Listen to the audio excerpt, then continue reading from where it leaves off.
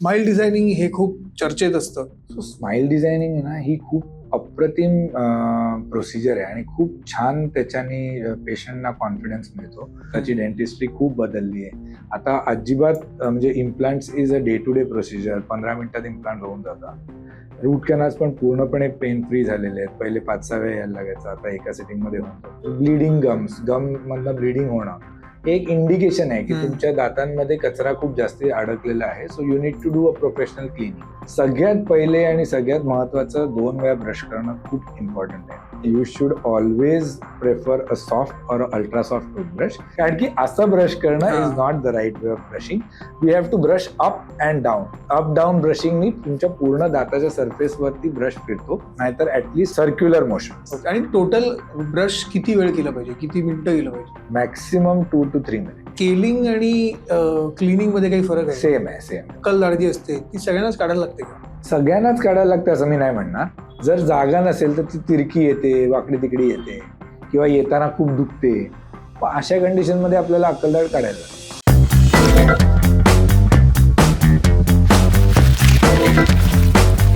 Welcome परीक्षित. बऱ्याच लोकांना माहिती नसेल किंवा माहिती असेल की आपले डॉक्टर परीक्षित हे डेंटिस्ट आहेत आणि होपफुली माहिती असेल.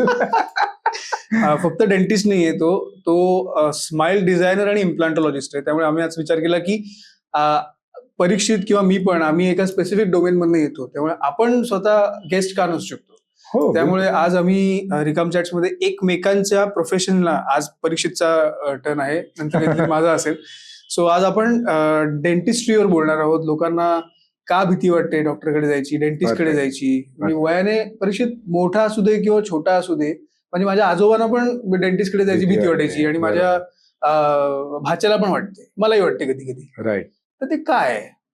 सो आता एज वाईज आपण म्हटलं तर सगळ्यांनाच भीती वाटते. पहिले तर लहान मुलांना क्युरिओसिटी असते की काय असेल. ओके. आणि त्यात अर्ध्या वेळेला तर आई बाबाच एवढं घाबरून ठेवतात ना की तिकडे तू नीट नाही वागला तर इंजेक्शन देणार आहे वगैरे. Which is wrong. असं नाही करायला पाहिजे. म्हणजे तुम्ही लहान मुलांना डेंटिस्टकडे आणायच्या पहिलेच एवढं घाबरून नाही टाकलं पाहिजे.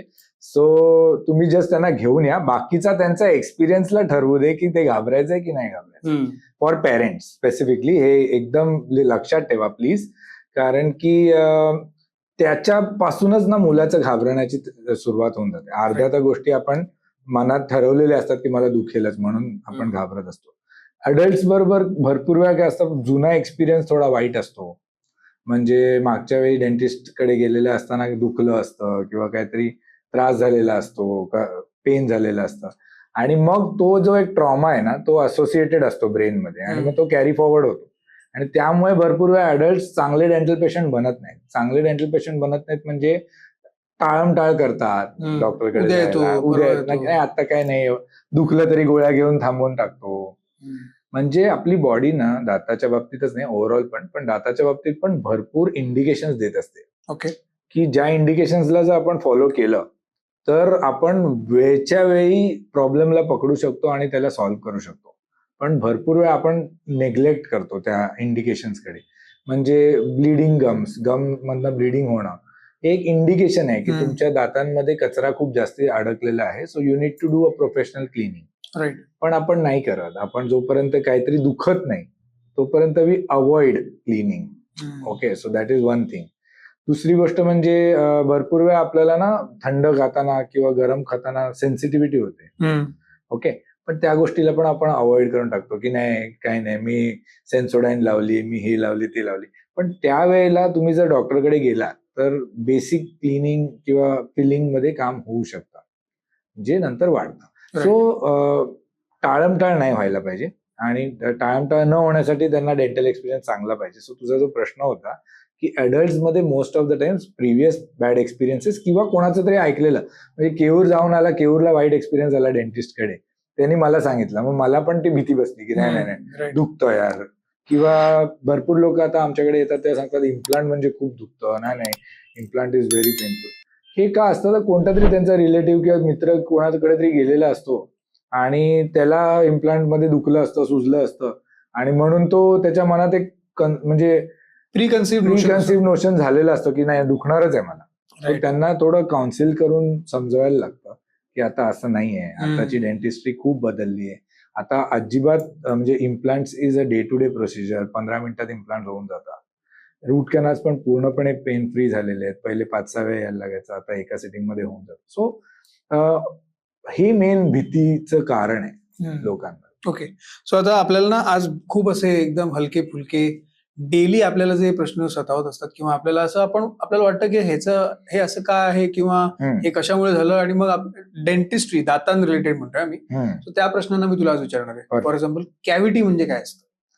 सो ना कॅव्हिटी म्हणजे बेसिकली आपल्या तोंड जे आहे ते बॅक्टेरिया ग्रोथ साठी सगळ्यात फेवरेबल एन्व्हायरमेंट आहे. पोटापेक्षा पण वॉर्म आहे. हो, कारण की वॉर्म आहे, तुम्ही सारखं काहीतरी खाताय म्हणजे तिकडे जेवण अडकण्याची पण शक्यता सगळ्यात जास्त आहे. सो बॅक्टेरियन ग्रोथ साठी खूप जास्ती चांगलं फील्ड आहे. कुठेही दातामध्ये जेव्हा बॅक्टेरिया काय म्हणूया आपण, कुठेही दातामध्ये दात जेव्हा जेवण अडकून राहतं तर जेवणावरती बॅक्टेरिया बसून त्या जेवणाला डिग्रेड करतात. बरोबर. आणि त्याच्यातनं एक ऍसिड तयार होतं जे तुमच्या दातामध्ये हळूहळू आतमध्ये पर्कोलेट व्हायला लागतं. ओके. आणि त्याच्यामुळे आतमधला दात ठिसूळ होऊन जातो किंवा होऊन जातो, सडून जातो. That is called as cavity. Okay. Okay. किंवा दाताला किडे लागले, म्हणजे ऍक्च्युअल किडे नाही पण ते बॅक्टेरियामुळे झालेलं जे ऍसिड आहे ते आतमध्ये पर्कोलेट झाल्यामुळे झालेली इज कॅव्हिटी. ओके. आणि मग एका दातात जी कॅव्हिटी सुरू होते ती दुसऱ्या दातात पण पसरते का? पसरते ना. कारण की जर 2 दातांच्या मध्ये समजा जेवण अडकतंय तर जसं एका साईडच्या दाताला इफेक्ट होणार त्या ऍसिडचा, तसं दुसऱ्या साईडच्या दाताला पण थोड्याफार प्रमाणात इफेक्ट होणारच. म्हणजे एकाला जास्त होईल, एकाला कमी होईल, पण होणार आहेच. ओके. सो पसरते, त्यामुळे ती वेळेवर क्लीन करणं महत्वाचं असतं. ओके. आता ब्रश नीट जरी करत असलो तरी कॅव्हिटी होऊ शकते का?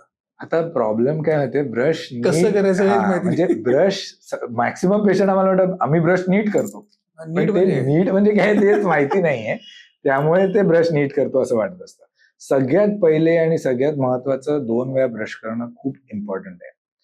मॅक्सिमम लोक, तू करतोस का? ऐकताय ना?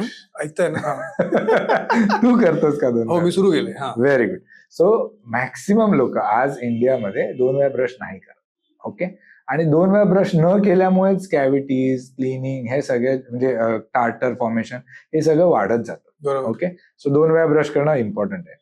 नीट ब्रश पहिले मी नीट ब्रश करणं म्हणजे काय सांगतो, आणि मग नीट ब्रश केल्यावर पण कीड लागते का तुम्हीच ठरवा. ओके. पहिलं नीट ब्रश करणं म्हणजे खूप जोरात ब्रश करणं नाही. आपल्याला वाटतं आपण खूप जोरात ब्रश केलं की सगळं क्लीन होऊन जाईल, पण तसं नसतं. आपण जोरात ब्रश केल्यामुळे सुद्धा काही प्रॉब्लेम्स दातांमध्ये निर्माण होतात. त्याला वेगळ्या टाईपच्या कॅव्हिटीज दातांमध्ये होतात जिथे इनॅमल कट होऊन जातं. इनॅमल म्हणजे दाताचा सगळ्यात वरचा भाग जो आपल्या बॉडी मधला नाही, दाताचा जो पांढरा भाग तुम्हाला दिसतो that is enamel. That is the hardest part of your body. Okay. Bone पेक्षा पण हार्ड असतो. ओके. सो त्या पार्टला सुद्धा आपण जोर लावून ब्रशनी कट करून टाकतो. विचार कर. म्हणजे the pressure which we are applying is tremendous, पण आपल्याला ते जाणवत नाही. आणि आपण over a period of time करतो. आणि ते आपल्याला जाणवत नाही, पण आपण कट करतो. ओके. तर त्यामुळे जोरात ब्रश करणं म्हणजे नीट ब्रश करणं नाही. ओके. दुसरी गोष्ट म्हणजे भरपूर लोक ना मला सांगतात की डॉक्टर मला हार्ड ब्रश किंवा मीडियम ब्रश वापरल्याशिवाय ना ब्रश केल्यासारखं वाटत नाही. तर असं नाहीये. You should always prefer a soft और अल्ट्रा सॉफ्ट टूथब्रश. कारण की टूथब्रश जेवढा हार्ड किंवा मीडियम मध्ये तुम्ही जाता ब्रिसल्स ना, ते जास्ती कट करतात. ओके. त्यामुळे ते एक महत्वाचं. त्याच्यानंतर ब्रश जेव्हा तुम्ही करणार 2 किंवा 3 मिनिटं मॅक्सिमम केला पाहिजे. त्याच्यापेक्षा जास्त वेळ नाही केला पाहिजे. Okay. That is also very important. भरपूर वेळा आपण मोबाईल बघता किंवा टीव्ही पेपर वाचता टीव्ही बघताच आपण ब्रश करतो. दिस इज रॉंग, बिकॉज आपल्याला माहितीच नसतं. आपल्याला सवय लागली त्या सवयीने ब्रश करत असतो. बरोबर. ओके. सो ते पण नाही केलं पाहिजे. आणि ब्रश करताना आपण most of the times bicep बनवत असतो रादर दॅन ब्रश करत असतो. कारण की असं ब्रश करणं is not the right way of brushing. We have to brush up and down. Up down ब्रशिंगनी तुमच्या पूर्ण दाताच्या सरफेसवरती ब्रश फिरतो आणि दाताच्या सरफेसवरती जो काय प्लाक किंवा जेवण असतं ते सगळं क्लीन होतं. अप डाऊन करू शकत असाल सगळ्यात बेस्ट आहे, नाहीतर at least round motion, circular motion मध्ये करायला पाहिजे. त्याच्यानंतर भरपूर वेळा आतला पोर्शन दाताचा आपण क्लीन करणं टाळतो किंवा विसरून जातो किंवा त्याचा इम्पॉर्टन्सच आपल्याला कळत नाही. तर तो पण क्लीन व्हायला पाहिजे. तो तुम्ही आयदर अशा पद्धतीने करा किंवा मग अशा पद्धतीने करा, पण you have to clean the inside portion. आतमध्ये खाली आणि आतमध्ये वरती दोन्ही साईडला ते हो. क्लीन करायला पाहिजे. Okay. So that is about brushing. आणि प्रेशर तुम्हाला लावायची गरज नाही. You have to be very gentle. म्हणजे तुम्हाला काय फक्त ब्रशला फिरवायचं आहे, तुम्हाला दाबायचं नाही. हे जर तुम्ही सगळं नीट पाळलं असाल आणि तरी सुद्धा कीड लागू शकते, असं नाही की नाही लागू शकत, पण त्याचं प्रमाण खूप कमी असतं कम्पेअर्ड टू एक माणूस जो नीट ब्रश नाही करत आहे. बरोबर. ओके. आता ब्रश जरी नीट करतोय तरी टूथपेस्टचा कितपत ह्याच्यामध्ये रोल आहे? सो ना मी पेशंट्सना, मला मॅक्सिमम पेशंट्स हेच विचारतात, ब्रश कोणता वापरू नाही विचारत, हा. टूथपेस्ट कोणती वापरू. ओके. आणि ह्याचं रिझन आहे की तसं मार्केट पण केलं गेलेलं आहे. ओके. सो टूथपेस्ट मी दरवेळी पेशंटला सांगतो, टूथपेस्ट हे एक ल्युब्रिकेंट आहे स्पेसिफिकली. ओके. अँटी कॅव्हिटी वगैरे टूथपेस्ट कितीही आपण म्हटलं ना तरी त्याचं मेन कार्य आहे ल्युब्रिकेशन.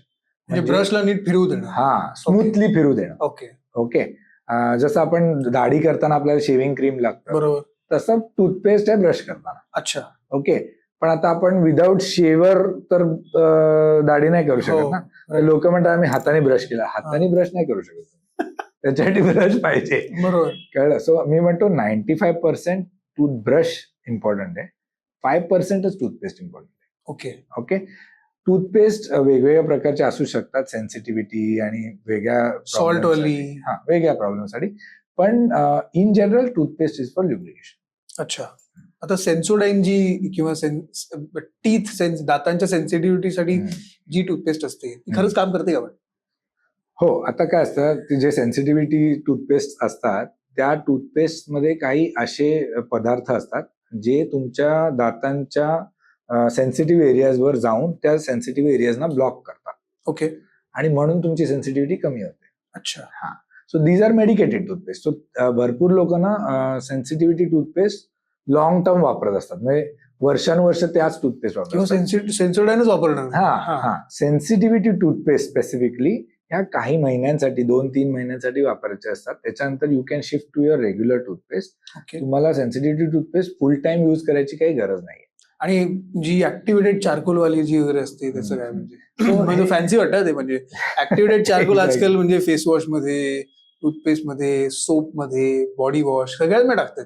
राईट. सो त्याचा काय रोल असतो? सो ऍक्टिव्हेटेड चारकोलचे काही फायदे पण आहेत, काही नुकसान पण आहेत. सो फायदे हे आहेत की ऍक्टिव्हेटेड चारकोल तुमचं दातांवरचं जे टार्टर असतं ते लवकर क्लिअर करतो.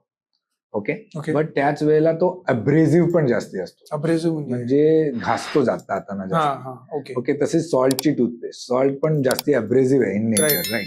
सो ह्या टूथपेस्ट एका अर्थाने चांगल्या असतात, पण जर तुम्ही टेक्निक चुकते तुमची तर that can be harmful also, because then मग त्या कट करतील ना दाताला तेवढं. बरोबर. सो तसं आहे. त्यामुळे रेग्युलर, मी पेशंट्सना नेहमी सांगतो, रेग्युलर व्हाईट टूथपेस्ट तुम्ही कोणतीही वापरू शकता. ओके. आजकाल आता आपण असं इकडे चाललोय की जिथे सोडियम लॉरेल सल्फेट म्हणून एक मटेरियल असतं पेस्टमध्ये, जे तुम्हाला फोमिंग एजंट म्हणतो आपण, फोम यायला मदत करतं. तर असं काही स्टडीज सांगतात की त्याच्यामुळे that can long term use of that can lead to cancer. So आपण युजली आता SLS फ्री टूथपेस्टकडे हळूहळू जायला लागलेलो आहे. पण अगदी ते नाही जरी केलं तरी तुमचे रेग्युलर कोणतीही white toothpaste is a good toothpaste for you. Okay. Herbal toothpaste भरपूर लोक वापरतात, तर मी त्याच्या काय ऑपोजिशन मध्ये नाहीये, पण मी युजली नोटीस केलंय की हर्बल टूथपेस्ट मधलं जे पार्टिकल साईज असतं ते थोडं इरेग्युलर असतं आणि मोठं असतं. ओके. म्हणून मग ते परत अब्रेसिव्ह होतं, मग ते घासतं आणि मग can be harmful if not done with the right technique. म्हणून मी युजली सांगतो की व्हाईट टूथपेस्ट आर गुड. पण क्वांटिटी किती असायला पाहिजे? म्हणजे माझा एक मित्र येतो असं, म्हणजे असं की, कारण की आपल्याला तसं शिकवलं. एक्झॅक्टली. आणि ते दाखवताना पण असंच दाखवतात ऍड्स मध्ये वगैरे, पण ती आपली व्हिज्युअल मेमरी एवढी स्ट्रॉंग आहे एक्झॅक्टली की आपण ते तेवढंच घेतो. किती त्याची गरज नाही. एक pea size toothpaste is more than sufficient. One time brushing. Yes, pea size. That's it is more than enough. बापरे. Because it's a lubricant. Correct. Electric toothbrush आणि नॉर्मल टूथब्रश, आता इलेक्ट्रिक टूथब्रशचे फायदे, त्याचे तोटे काही असतील तर? येस. इलेक्ट्रिक टूथब्रशचे खूप फायदे आहेत. इलेक्ट्रिक टूथब्रश वेगवेगळ्या प्रकारचे येतात, पण स्टार्टिंगला तुम्हाला जर मॅन्युअल टूथब्रशवरून इलेक्ट्रिक टूथब्रशला शिफ्ट व्हायचंय तर it's a very good idea. पण मॅन्युअल टूथब्रशिंगचं टेक्निक वेगळं असतं, इलेक्ट्रिक टूथब्रशिंगचं टेक्निक वेगळं असतं. सो आपण भरपूर वेळा काय होतो, विदाउट डॉक्टर्स कन्सल्टेशन किंवा डॉक्टरकडे जाण्याशिवाय डायरेक्ट आपण जेव्हा पॉवर टूथब्रशला किंवा इलेक्ट्रिक टूथब्रशला शिफ्ट करतो, आपण त्याला मॅन्युअल टूथब्रश सारखंच आपण त्याला सो ऍक्च्युली त्याला काही करायची गरज नाही, फिरवायचं असं त्याला फक्त होल्ड करायचं. प्रत्येक दातावर you have to just hold it, that will do its job. कारण की तो तुमचा ऑसिलेट पण होतो आणि व्हायब्रेट पण होतो. बरोबर. सो तो सगळं करणार आहे तुमचं क्लिनिंग. तुम्हाला फक्त प्रत्येक दातावर त्याला फॉर फ्यू सेकंड होल्ड करायचं बस. आणि टोटल ब्रश किती वेळ केला पाहिजे, किती मिनिटं केलं पाहिजे? Maximum 2 to 3 minutes. त्याच्यापेक्षा जास्ती नाही करायला पाहिजे. त्याच्यापेक्षा जास्ती करण्याने पण प्रॉब्लेम. ओके, तर आपण टूथब्रश बद्दल बोललो, पेस्ट बद्दल बोललो, ब्रशिंग बद्दल बोललो, आता येते आपली टंग, जीभ. आता टंग क्लिनिंग करण्यासाठी आता ती स्टेनलेस स्टीलचा टंग क्लिनर वापरावा, प्लास्टिकचा वापरावा, त्याला पण लोक म्हणजे अगदी जीव काढून काढून असं हे करतात. सो मी बघ, आता हे पर्सनल प्रेफरन्स आहे. तुम्ही स्टेनलेस स्टीलचा पण वापरू, कॉपरचा पाहिलं मी, कॉपरचा पण वापरू शकता. हो, आता काय गोल्डचं पण वापरतील काही लोक, काय भरोसा नाही, पण तुम्ही वापरू शकता. पण मी तर युजली सांगतो पेशंट्सना की तुम्ही एक वेगळा टंग क्लिनर ठेवणार. पहिले तुम्ही ब्रश करत नाही, इकडे टंग क्लिनिंग साठी वेगळं काहीतरी एक डिव्हाइस वापरणार. इट्स अगेन अन एफर्ट ना. बरोबर. तर you can use your regular toothbrush also for tongue. उलटा किंवा त्याला किंवा नाही, सरळ त्या ब्रिसल्सला you can use for tongue cleaning. There is no problem. It should be done. But see, कसं आहे, जेवढा कॉम्प्लेक्स आपण कोणत्याही प्रक्रियेला करणार तितकी करण्याची शक्यता कमी होते. बरोबर. त्यामुळे जेवढं सिम्पल ठेवू तेवढं इट्स ऑलवेज बेटर. सो आता दात जेव्हा दुखायला लागतो तो का दुखतो? कारण की दात आहे, मसल किंवा टिश्यू नाहीये तिकडे, तो का दुखतो का? सो दाताचं जे स्ट्रक्चर आहे ना, ते नारळासारखं आहे. ओके, म्हणजे नारळामध्ये कसं वरती हार्ड शेल आहे, आतमध्ये मलाई आहे आणि मग पाणी आहे ना. बरोबर. सो दातामध्ये पण तसंच आहे, वरती हार्ड शेल आहे, दॅट इज इनॅमल. ओके, त्याच्यानंतर सेकंड लेअर जी मलाईचा लेअर आहे, that is called as dentin. म्हणजे तो थोडा सेन्सिटिव्ह लेअर आहे. जेव्हा तुमचं दात कट झाल्यामुळे किंवा कीड लागल्यामुळे जेव्हा डेंटिन किंवा सेकंड लेअर पर्यंत ती कीड जाते किंवा कट जातो, तेव्हा आपल्याला थंड प्यायल्यावर, गरम प्यायल्यावर, थंड प्यायल्यावर स्पेसिफिकली सेन्सिटिव्हिटी व्हायला लागते किंवा गोड खाल्ल्यावर सेन्सिटिव्हिटी व्हायला लागते. दॅट मीन्स की तुमची कीड किंवा तुमचा कट जो आहे तो तुमच्या सेकंड लेअर पर्यंत पोहोचलेला आहे. ओके. आणि जेव्हा पेन कधी होतं, आतमधले जो पाणी आहे ना, दॅट इज युअर नर्व. म्हणजे प्रत्येक दाताला एक नस आहे, ओके, जी तुमच्या ब्रेनला सप्लाय करते. ओके, म्हणजे इन्फॉर्मेशन जे काय दातामध्ये होत आहे, तुम्ही कडक खाल्लं की दात थोडासा मूव होतो, ते पण ब्रेनला कळतं की मूव झालं. ओके, बारीक. ओके, कडक खाताना. सो प्रत्येक सेन्सेशन पास करणारी एक नर्व आहे. सो जेव्हा कीड तुमच्या त्या नर्वला जाते ना, तर आता नर्वला इन्फॉर्मेशन काय मिळाली, माझ्याकडे अटॅक झाला, मग ते ब्रेनकडे मग ती ब्रेनला पाठवते. आता ब्रेन पण तुम्हाला काय करतं, दुखणं देतो. बरोबर. आता हे दुखणं जे आहे ते 2 रिझन होतं. एक तर ब्रेनला तुम्हाला एक इंडिकेशन पण द्यायचंय की तुम्ही आता कन्सल्ट केलं पाहिजे कोणाला. बरोबर, राईट. बरोबर आहे. दुसरी गोष्ट म्हणजे काय, ब्रेनमध्ये फायटर सेल्स असतात, WBCs आपण म्हणतो. सो ब्रेन काय करतं, भरपूर सारं रक्त ना तुमच्या तिकडे इन्फेक्शन एरियामध्ये पाठवतं, फाईट करायला, की इन्फेक्शनला फाईट करायचं ना. आता पण प्रॉब्लेम काय, तो एरिया एकदम स्मॉल आहे ना, खूप रक्त आतमधला, खूप रक्त आल्यामुळे तिकडचं जे लोकलाइज ब्लड प्रेशर आहे ते खूप वाढतं. अच्छा. आणि म्हणून भरपूर वेळा ठणकतं, थ्रॉबिंग पेन होतं. आणि भरपूर वेळा पेशंट, रूट कॅनलचे पेशंट सांगतात की आम्ही झोपायला गेलो ना की पेन होतं. ते असं मागे येतं रक्त, कारण की तुमच्या पोस्चर चेंज मध्ये ब्लड एवढं आहे, त्या पोस्चर चेंजमुळे इट पेन्स. म्हणून नॉर्मली रात्री दात दुखायला सुरुवात होते का? येस. ओके. आणि मग रात्री डेंटिस्ट पण मिळत नाही. हा, रात्र घडावं. एक्झॅक्टली. सो त्यामुळे हे पेन होतं. आपण एकाच बाजूने जेव्हा चावतो, नॉर्मली लोकांना सवय असते की मी आयदर लेफ्ट और राईटने मी नॉर्मली फूड च्यू करतो, आपण समोर तर करत नाही. त्याचे पण काही फायदे तोटे आहेत का, किंवा आपण 50-50 असं कॉन्शियसली डिवाइड करायला पाहिजे? खूप टेक्निकल जातोय मी, बट नाही, हे चांगला प्रश्न आहे. कारण की भरपूर वेळा ना लोक एकाच साईडने खात असतात, अननोईंगली, अजाणतेपणे खात असतात, पण ते बरोबर नाही. कारण की जर एकाच साईडने खायचं होतं तर देवाने 2 साईड दिलेच नसते. सो एका साईडने जेव्हा तुम्ही खायला लागता ना, प्रॉब्लेम 2 होतात. एक तर ज्या साईड तुमचा काम करतोय, म्हणजे आता आपल्या सपोज तुझ्या स्टाफमध्ये किंवा आपल्या स्टाफमध्ये 5 जण आहेत, तर आपण तिघांनाच काम देत राहिलं, दोघांना काही कामच नाही दिलं, तर ते तिघं थकतील ना लवकर. सेम आहे, तुम्ही एका साईडचे दात खात राहिले की तेच त्या साईडच्या दातांना कॅव्हिटीज लागणं किंवा त्या साईडचे दातांना प्रॉब्लेम होणं वाढत जातं दुसऱ्या साईडपेक्षा. ओके, आणि दुसरा प्रॉब्लेम म्हणजे आपल्या तोंडामध्ये जो सलायवा आहे तो स्वतः एक सेल्फ क्लिन्झिंग एजंट आहे, म्हणजे तो स्वतः आपले दात स्वच्छ करत असतो आपण जेव्हा खातो तेव्हा. ओके, तर एका साईडनी जेव्हा आपण खूप वर्ष किंवा खूप महिने खात नाही तेव्हा मग त्या साईडला ना कचरा जाऊन क्लीनच होत नाही, मग तिकडे टार्टर फॉर्मेशन जास्ती होतं compared to the area where we are eating. म्हणजे उलट न खाल्ल्यामुळे प्रॉब्लेम होतो. Yes yes. आणि तिसरं म्हणजे तुम्ही एका साईडनी खात राहिलात तर जसं दात एका साईडचे जास्ती काम करतात, मसल्स पण एका साईडचे जास्ती काम करतात. सो मग तुमचा जो इकडचा जॉईंट आहे ना त्याच्यावरती पण प्रेशर यायला. सो दोन्ही साईडनी खाणं हे जास्ती चांगलं आहे.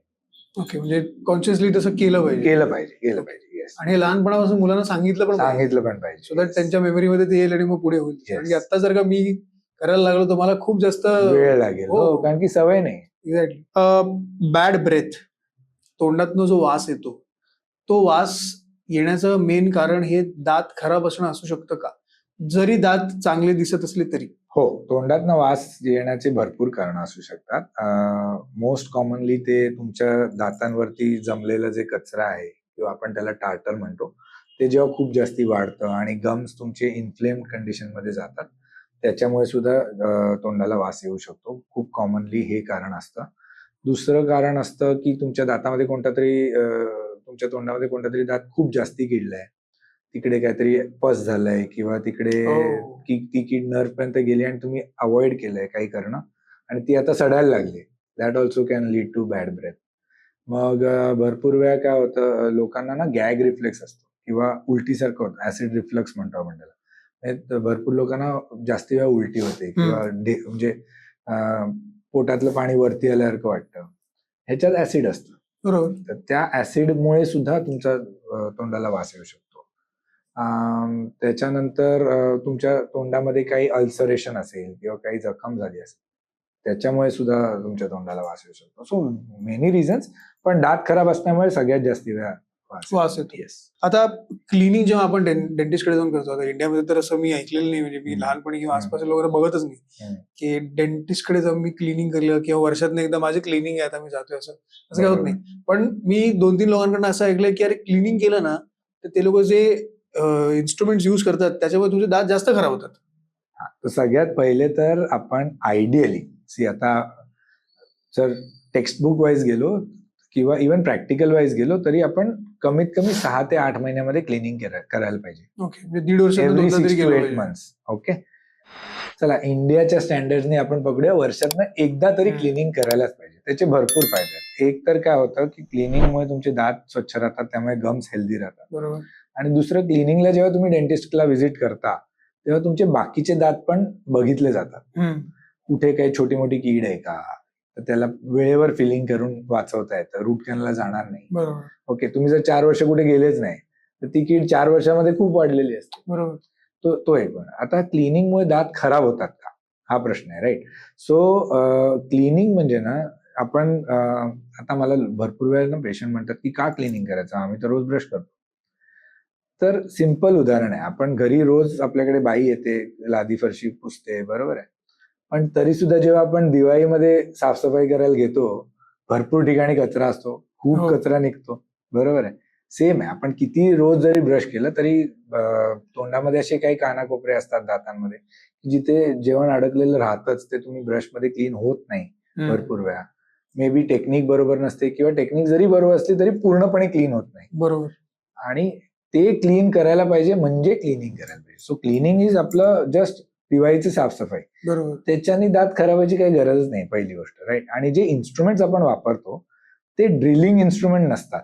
भरपूर लोकांना वाटतं की ते ड्रिलिंग इन्स्ट्रुमेंट असतात की काय, तर ते ड्रिलिंग इन्स्ट्रुमेंट नसतात. That is an ultrasonic vibrating instrument.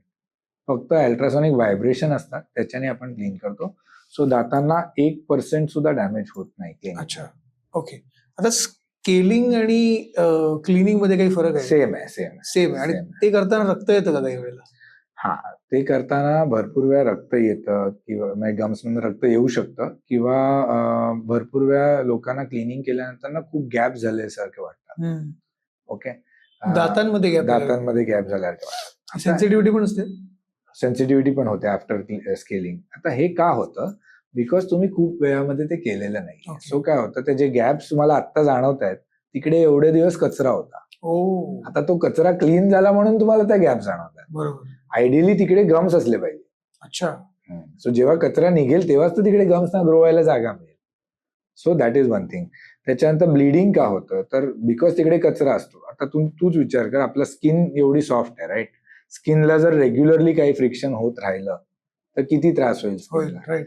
Gums तर त्याच्यापेक्षा पण सॉफ्ट आहेत, राईट? सो मग गम्सला जेव्हा काहीतरी कडक, जेव्हा टार्टर म्हणजे नेमकं काय, आपण जे काय खातो ते दातांवरती जाऊन राहतं, डिपॉझिट होतं.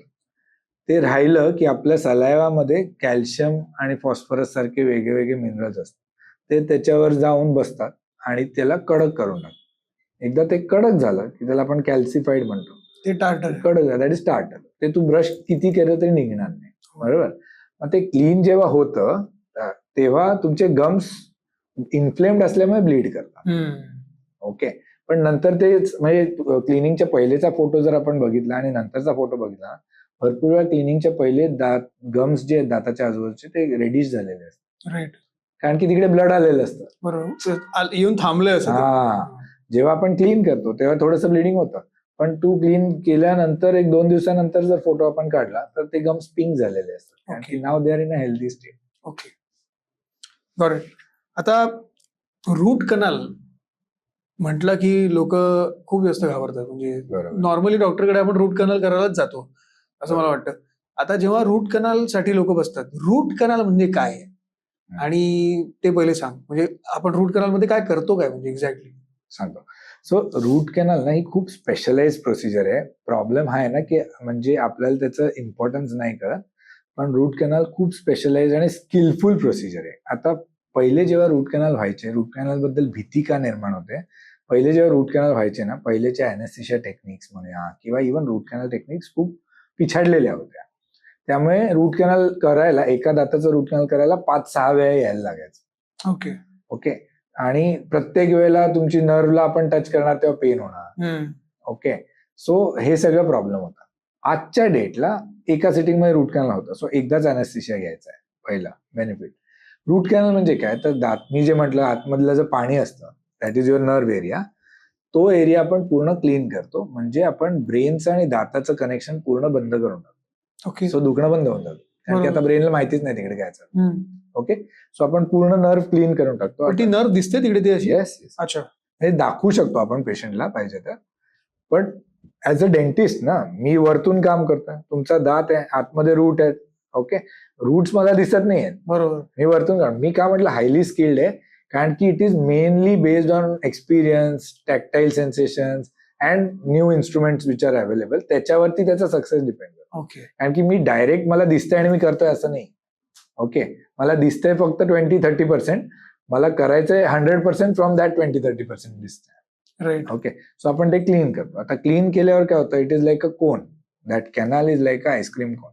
ते क्लीन केल्यावर कोन सारखं त्याचं स्ट्रक्चर होतं. आता त्याला आपण जर काही फिल नाही केलं तर आपण पुढे मागे जर तिकडे परत काही कीड लागली तर ती त्या कोनच्या एंड पर्यंत जाऊ शकेल ना परत.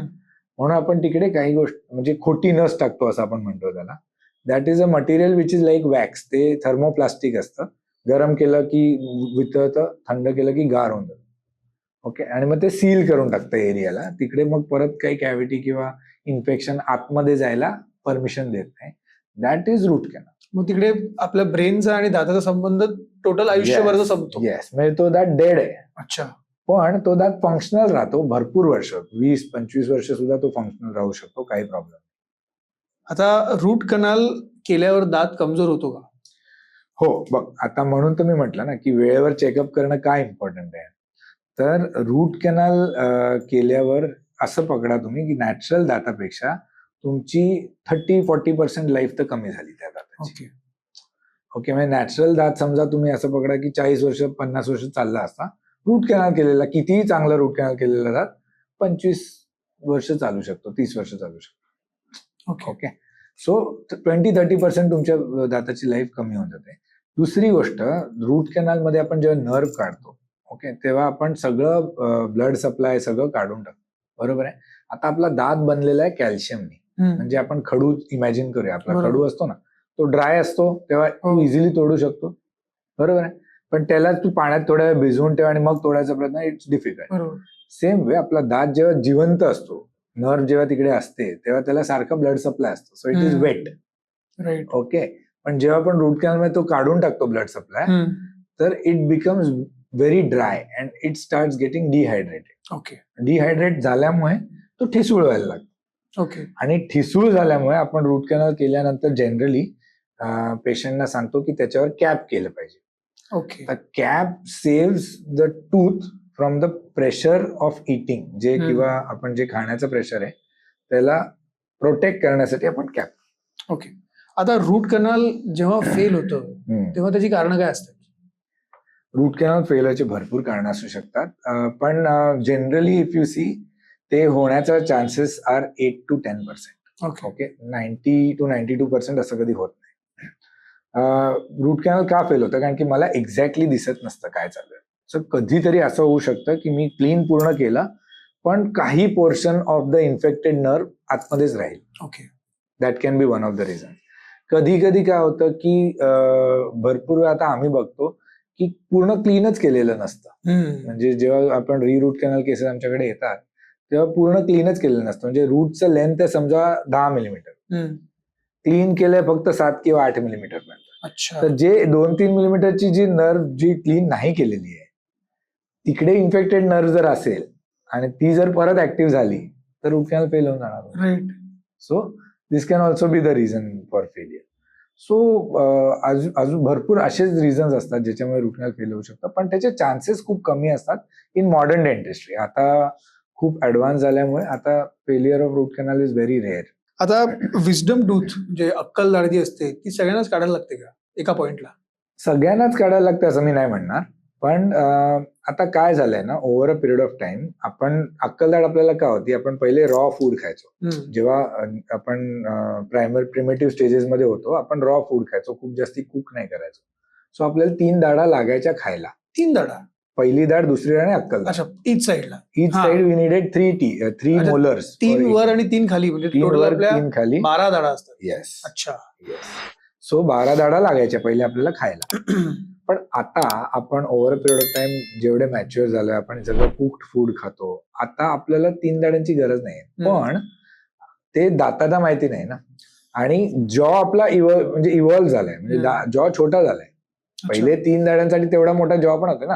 बरोबर. मोठे मोठे लोक होते पहिले, मोठे मोठे इव्हन माकड होतो आपण तेव्हा मोठे मोठे जॉ होते. सो ते आता इव्हॉल्व्ह झालेत आणि छोटे झालेत. आता छोटे झाल्यामुळे काय झालंय की आपल्या जॉ मध्ये त्या दाढेला जागाच नसते. राईट. भरपूर वेळा. ओके. जर जागा नसेल तर ती तिरकी येते, वाकडी तिकडी येते, किंवा येताना खूप दुखते. अशा कंडिशन मध्ये आपल्याला अक्कलदाढ काढायला लागते. ओके. आता हे जास्ती व्हायला लागलंय बिकॉज एक तर जॉ साईज छोटी झाली आणि आता टीथ साईज पण मोठी असते भरपूर वेळा. ओके. ओके.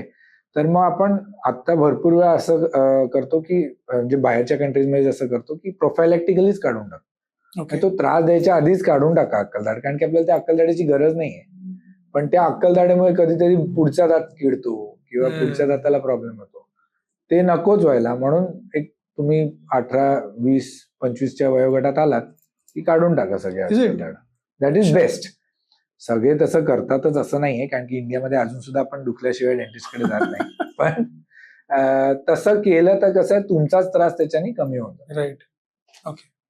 आता घरगुती उपाय करतात लोक खूप जास्त. फॉर एक्झाम्पल मीठ, लवंग, तेल ओढतात किंवा बऱ्याच काय असं करतात. म्हणजे उगाच, म्हणजे असं मी ऐकतो की हा मीठ लावून बसलाय दाताला अर्धा तास, म्हणजे त्याने काही होतं का? आणि ब्लड प्रेशर वाढू शकतं. पण सी, घरगुती उपाय टू अ सर्टन एक्सटेंट चांगले आहेत, म्हणजे असं काही नाही की नाही. सॉरी, 2 गोष्टी, जेष्ठी मध किंवा काय म्हणते ती बबूलची जी काडी वगैरे असते त्या ह्याची. हा. सो ते तुमच्या गम्स साठी चांगले असतात.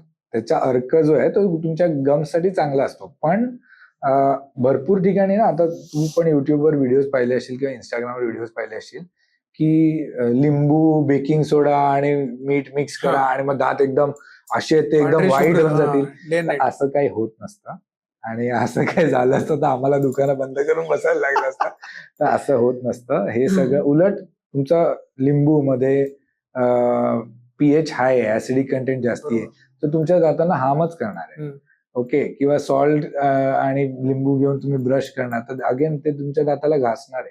सो सगळ्या घरगुती उपाय वाईट असतात असं मी नाही म्हणणार, पण तुम्ही फक्त ब्लाइंडली कोणत्याही उपायाला फॉलो नका करू किंवा expecting something out of the league, out of the असं काही तुम्हाला मिळणार नाही. घरगुती उपाय तुमच्या गम्सना चांगले ठेवण्यासाठी वगैरे चांगला आहे, काय प्रॉब्लेम. ओके. म्हणजे एका पॉइंट एका पॉइंट पर्यंत करा. ठीक आहे. हा, म्हणजे you cannot replace it with modern dentist. हा. ऑब्विसली. आता स्माइल डिझायनिंग हे खूप आजकाल चर्चेत असतं. अख्खं स्माइल तुमचं चेंज होतं. आता तुझा काय एक्सपिरियन्स राहिलाय? तुझ्याकडे स्माइल डिझायनिंगचे पेशंट जेव्हा येतात तेव्हा त्यांचे एक्सपेक्टेशन्स काय असतात आणि त्यातनं त्यांच्या लाईफमध्ये व्हॅल्यू एडिशन किती होतं? सो स्माइल डिझायनिंग ना ही खूप अप्रतिम प्रोसिजर आहे आणि खूप छान त्याच्याने पेशंटना कॉन्फिडन्स मिळतो. आणि स्माइल डिझायनिंग म्हणजे आम्ही आज तर लिटरली पर्सनलाइज, कस्टमाइज एवढं छान स्माइल डिझायनिंग करू शकतो. तर पहिले ना, किंवा आपण म्हणूया अजून सुद्धा अमेरिकेत वगैरे थोडं अननॅचरल स्माइल डिझायनिंग जास्ती होतं. म्हणजे खूपच व्हाईट दात, खूपच स्ट्रेट दात. ओके. अति करेक्ट, टू करेक्ट, परफेक्शन कडे जाणार आहे. पण कोणाचेच दात परफेक्ट नसतात. बरोबर. ओके. सो आजकाल इंडियामध्ये आपण स्माइल डिझायनिंग जेव्हा करतो ना, आपण we don't chase perfection, we chase natural looking teeth. Okay. But beautiful. Okay. म्हणजे ते थोडंसं त्याच्यामध्ये इम्परफेक्शन असलं तर उलट ते जास्ती चांगले दिसतात. पण खूप जास्ती इम्परफेक्ट नाही, खूप जास्ती परफेक्ट पण नाही. पण what ever will suit the persons personality, skin, त्याप्रमाणे आपण डिझाईन करतो. म्हणजे आता लिटरली आपण स्किन टोन, पेशंटची पर्सनॅलिटी, पेशंटचं बोलणं, हसणं सगळ्यावरती स्टडी करून स्माइल डिझाईन करतो. आता डिजिटली पण स्माइल डिझायनिंग करणं पॉसिबल आहे. सो आता आम्ही तुम्हाला स्माइल डिझायनिंग करायच्या आधी, म्हणजे भरपूर वेळा पहिले प्रॉब्लेम काय होता, smile designing is an expensive affair. So patient यायचा, त्यांना एक गाडी घ्यायची पण ते गाडी बघू शकत नाही, असं झालं. ओके. म्हणजे त्यांना माहिती नाही की स्माइल डिझायनिंग केल्यावर मला काय मिळणार आहे. बरोबर. तर तेव्हा डिफिकल्ट होतं पेशंटला डिसिजन घेणं. पण आजच्या कंडिशनमध्ये because of digital smile designing आम्ही पहिलेच तुम्हाला दाखवू शकतो की तुमचं आता असं आहे स्माइल, आपण केल्यावर हे असं होईल आणि मग आता बघा किती छान दिसतं. So it is very easy for him to visualize or her to visualise की कसं दिसणार आहे स्माइल. त्यामुळे आणि स्माइल डिझायनिंग केल्यावर ना, मी लिटरली माझे एक्झाम्पल्स दिले ना, तर म्हणजे पेशंट्स गेट सो कॉन्फिडंट. आणि म्हणजे आमच्यात तर काही काही पेशंट्सना ब्युटी पेशंटमध्ये बेस्ट स्माइल वगैरे पण मिळाले, जे डेंटिस्टनेच चूज केले.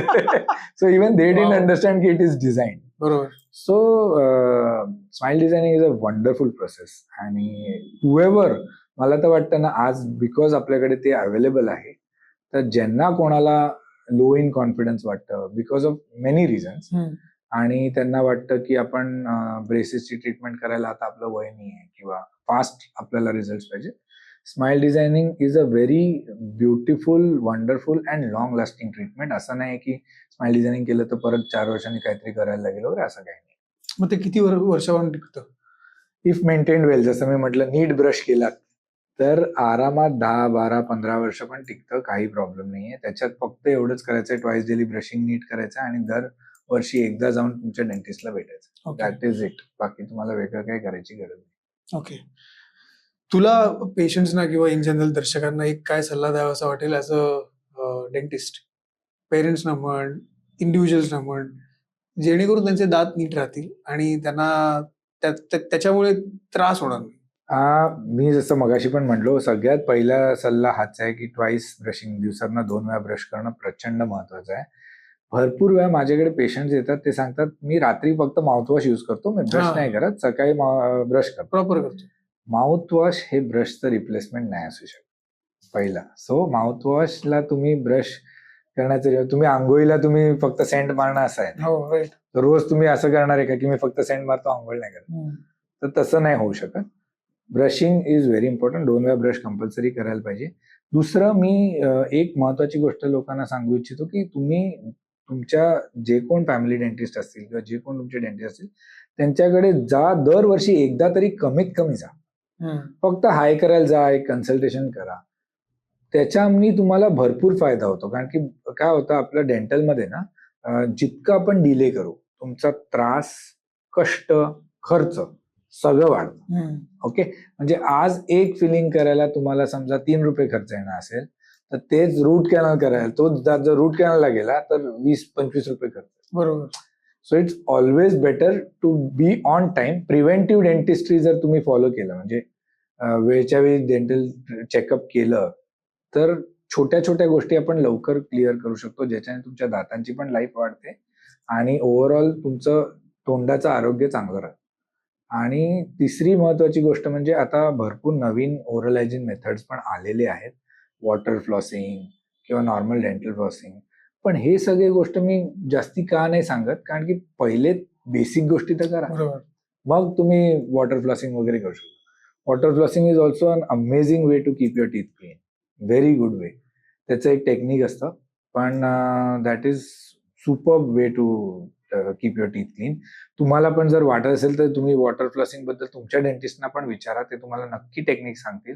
सोपं आहे, खूप सोपं आहे आणि त्याला वापरणं पण खूप सोपं आहे. ऍटलीस्ट दिवसातनं एकदा जरी वापरलं तरी तुमच्या दातांच्या जे 2 दातांच्या मधली Gap असते. जेवण असतं ना ते खूप जास्ती Easily चांगलं क्लीन होतं कम्पेअर टू ब्रशिंग सुद्धा. Wow. पण again water flossing is not an alternative to brushing. Okay. So I think सर्वात मोठा आजचा जो टेकअवे आहे तो ब्रश करा नीट दिवसातनं 2दा. Yes yes. मी तर पेशंटला सांगतो मला कमी भेटायचं असेल तर दिवसातून 2 वेळा ब्रश करा. पण तरी लोक नाही लोक करत. नाही सो करत. म्हणजे I am happy but you are not happy. Thank you so much Parikshit आज इकडे आल्याबद्दल Thank you. आणि दर्शकांशी आणि माझ्याशी गप्पा मारल्याबद्दल.